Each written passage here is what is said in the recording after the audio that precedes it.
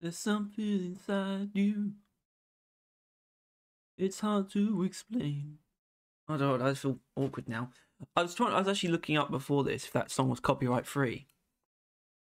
It's not. And I also wish I had some kind of like jacket. Actually, hold on. The best I've got is this.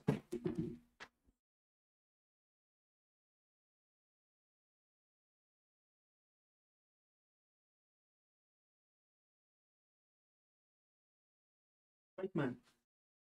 Pretty cool, eh? Anyway.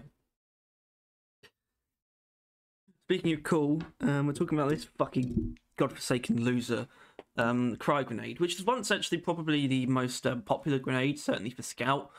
Not it's gotten particularly weaker. I mean, a major breakpoint changed, which is, as far as I know, it's the only major breakpoint that changed though, which is a breeder, in that you now need 2 cryo grenades, or at least, one doesn't cut it. You could obviously use a cryo bolt. You're not going to have those in every situation, but they used to definitely be the most popular. I think that's sort of shifted a little bit. There's a very big boomerang crowd now, and also IFGs have sort of risen a little bit. I think Cryo probably still pulls ahead a little bit, which is like a consensus that I have absolutely no respect for. I don't think the Cryo grenade is bad, but I cannot. It's very much so contained to just my Cryo build. It doesn't make its way to any of my other Scout builds. I do not find it that useful personally. Not because it's not strong, but I personally am very much obsessed with things that are conducive to each other, and in my opinion, the cryo grenade is only conducive to a very cryo focused build, unlike all the other grenades, which are pretty much all conducive to any given build. You might disagree with me, and you could probably do so very fairly. Just keep in mind, I am not a huge fan of cryo grenade. I did my best, however, to generate some interesting ideas, because obviously, once again, I should say I don't want to retread ground, but I invariably will, or inexorably will, retread some ground. I made all this stuff a very long time ago, in a more hopeful time, maybe we should say. Obviously, we know that grenade overclocks is a very unlikely thing to happen. However, I still think it's interesting enough to look at these ideas and see if there's anything in them, whether that be for that strange hypothetical world where we get grenade overclocks or upgrades, or possibly even things to add to the grenades themselves, or possibly even ideas for new grenades. Sometimes we even see mechanics that I imagined that we could put on any other part of the game.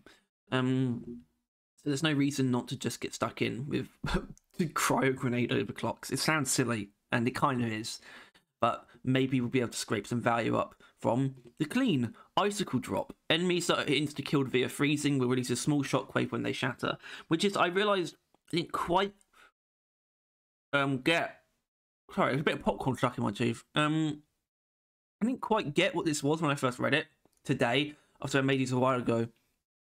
I looked over it just before recording and I thought, what the hell is that? Oh, I think I'm getting it. Oh no, it's lodged somewhere else now.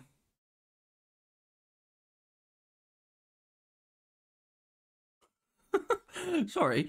Anyway, yeah.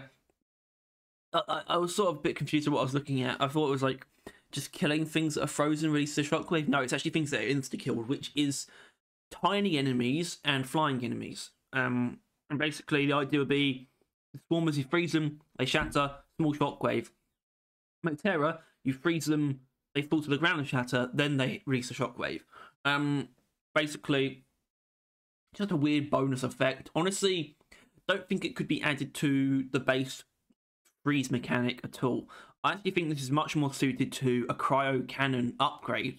We know that tier 5 is an awkward one, right? For both the cryo cannon and the flamethrower, in that you have heat radiance and cold radiance, and they pretty much dominate all the time. I think there's some value in shatter on the cryo cannon, very good against grunt hordes, certainly, but it's not competing too much, and I'd like to see this be kind of added to it almost. I think that's what I'd like to see more than anything else, because cold radiance and heat radiance are so dominant that we kind of need the other upgrades to be lifted. We don't just need a third one to compete. We need targets explode and fragile or shatter. I can't remember what it's called. We need those to get stronger. So we add this mechanic to shatter. What happens? Well, suddenly we kill things very efficiently, but we also gain bonus small explosions from those enemies that we insta kill as well, with the freeze. So I think you could see why there might be some value there. Obviously, could exist in that hypothetical world of grenade overclocks, but if we want to come up with the best application for it, it would probably be something like that. Yeah, a cryo cannon upgrade. Ideally added onto, and I want to check the name of this upgrade actually. I don't want to keep getting it wrong. I feel like an idiot. Have it added onto fragile. Yeah, fragile. That's good. Because not that fragile should just make things explode when you kill them anyway. That would actually be really strong. Because it's meant to do something different. It's meant to be more so for killing sort of grunts really quickly. But if we had it so these certain enemies, like these tiny enemies and these flying enemies, explode on death, that could be something. Is there any particular way that it could be added to the cryo grenade? Well, I personally hold that getting grenade upgrades or modifications is more likely in Overclock, so we could see it in that. Although, obviously, that hasn't happened yet and probably won't happen still. The chances are low. So could it be added as a base mechanic? I don't think so. I think potentially something that could change is the idea, it would be a very small thing, is the idea of freezing certain enemies. Freezing Mactera, for example, they would fall onto enemies and deal damage to what they fall onto. It'll be very small and very infrequent that mechanic comes into play, but it could still be worth looking into if it's not too complicated to add. In that context, I would say maybe it's worth it. Maybe. I don't know. Anyway, that's all I've got for that. I don't see much more reason to dwell on it. So let's move on to the next one, which would be the balanced overclock, called CRYSTALIZER. Frozen enemies generate crystal formations that damage nearby enemies, but with a reduced effect radius. Obviously, we don't need to think about the penalties too much, aside from in the context of the overclock itself. Obviously, like I said, that hypothetical scenario, but it remains hypothetical. So we're talking about thorns on frozen enemies. They grow crystals that damage nearby frozen enemies, basically, or just damage any nearby enemies. I don't think they would freeze unfrozen enemies, but they would damage nearby enemies. I think it's a really cool idea. I don't really know how you would have this find its way into the game in the context of a freeze. In the context of something that actually uses thorns, however, I think a lot about the hollow bow red vines and how they could be used. What about some kind of upgrade that, not a grenade actually, that sort of sprays out like a web of those vines that, you know, infest enemies and make them damage nearby enemies, something like that. That could actually be really cool. That's sort of what the idea surrounds. It's like almost like heat propagation, but just pure damage. You know, how fire spread, but in this case we're just spreading damage. So honestly, like something like a red vine that sort of burrows its way through enemies and moves between them almost could even be pretty cool. Because, yeah, I don't know how you would add this to the cryo grenade or even the cryo cannon, really. I suppose you could. It could be like a cryo cannon overclock, maybe. If there ever came a time where somehow the cryo grenade was considered too weak, maybe it could be added as like a very small version of it could be added as a base mechanic. I'd rather see it as something else though. Anything else, a weapon or upgrade that basically makes enemies grow their thorns of their own is what the idea really comes down to. And I suppose there's something to be said about the fact that we're straying in this episode particularly. We're straying quite far from the original item, but I think that's really the best direction to go with this, or at least if needed, it's the best direction to go with this. I'm not going to entertain a full scenario. You know, we don't have grenade overclocks, we don't have grenade upgrades, but what we do have is overclocks and just ideas that we can maybe implement. The idea of inflicting thorns on enemies themselves so that they damage nearby enemies could very much so exist. And that could come in the form of a cryo cannon overclock. That could come in the form of a new grenade or a new weapon or an overclock on any other given weapon. It could come in the form of a number of things. So that's really what I'm getting at here. And I think that's a cool idea for a number of reasons, because I think it's conducive to a large variety of visual representation. Like I said, the red vines would be very interesting to watch in action. For example, like a red vine gun would be pretty cool. Yeah, something like that. That's what I'm getting at. I don't really know where else to go with this. I wonder if you can visualize it though in that, you know, that false that false reality that I mentioned, where we have grenade overclocks. Can you visualize a cryo grenade doing this? Because I kind of can. I can visualize frozen enemies growing crystals that damage nearby enemies. I can definitely visualize that to a certain extent, but maybe it's the kind of idea that you need to take and go somewhere else with, and I absolutely respect that. The next one, the unstable, is a little bit different. It's definitely not something that could exist in many other places. It's called absolute zero, and it plays into more specific aspects of the cryo grenade from a statistical perspective. So the first point being that it deals full cold damage in entire effect radius. Now, just a quick lesson, all explosions, or almost all explosions, have damage drop-off, where they only deal their full damage in a smaller radius than what's said. They still do damage in the full radius, but it's lessened the further away you get. So the maximum damage radius of the cryo grenade is actually 3 meters, although the cryo grenade's full radius, explosion radius, is actually 6 meters. So we're only dealing the full amount of cold damage, full amount of freeze in about half the actual given radius. So we want to maximize that, bring it all the way up, and also this aspect of leaving behind a mist that freezes enemies. Bit similar to the Scorched Earth thing from the Incendiary Grenade episode, where we basically turn the grenade turn the terrain that the grenade hits into hot rocks permanently. This is a little bit different, probably wouldn't be permanent. And here's the thing about this entire thing. We can sort of focus on this second point as the main idea, because the first point, that really relates to that false reality, you know, where it's like what an overclock would do to the cryo grenade. Oh, reduce the damage fall off by like 100%.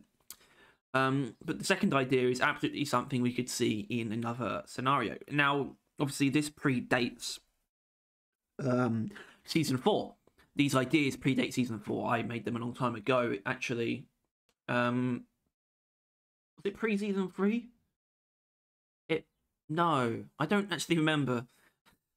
Anyway, what I'm getting at here is this is kind of what got added to Snowball in a way, although in this case it actually freezes enemies. I'm actually more interested in a neurotoxin grenade that freezes instead.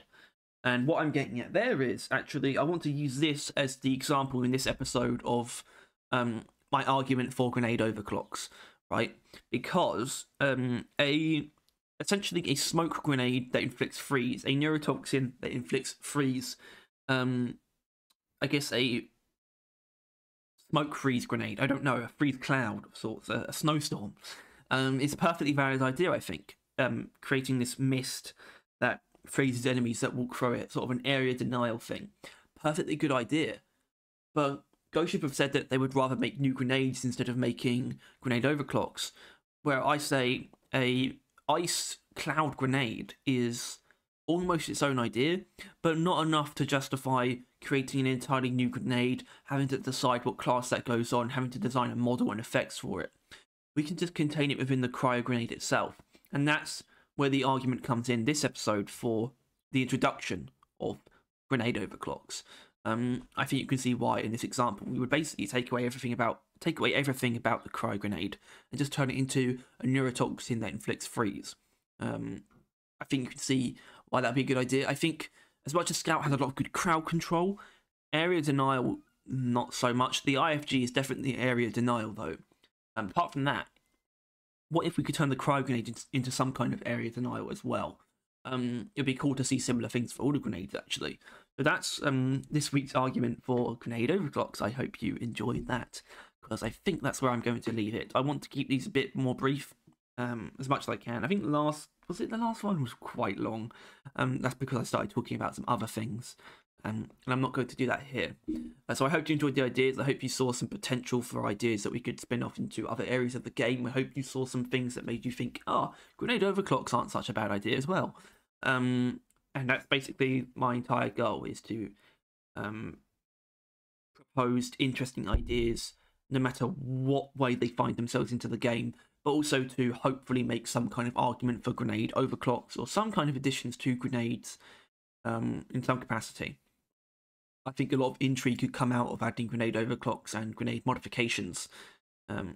that is undervalued, in my opinion, by everyone, including Ghost Ship themselves.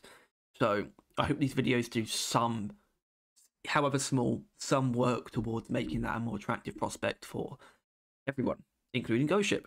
So if you did enjoy, thank you first of all for watching, obviously.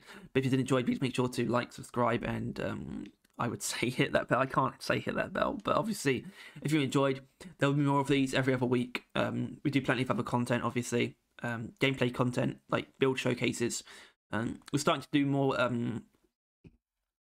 I guess, what's the word? Other types of gameplay content every week, hopefully, every Friday. Regular streams, podcasts, other deep rock content like tier lists and strange sort of weapon evaluations that we enjoy doing. So feel free to tune in for any of that and subscribe if you happen to be new. If you're not, thank you for being here anyway. We love you all. So that's all for this episode of the Overclock Workshop. I might end up doing a movie review tomorrow. We're going to stream tomorrow, obviously, but I saw Oppenheimer last night. Oppenheimer last night. And I might record a review for that now. Until then, this has been the Overclock Workshop. This has been me, Harry. Thank you for your time. Thanks for being here, and I'll see you next time. Take care.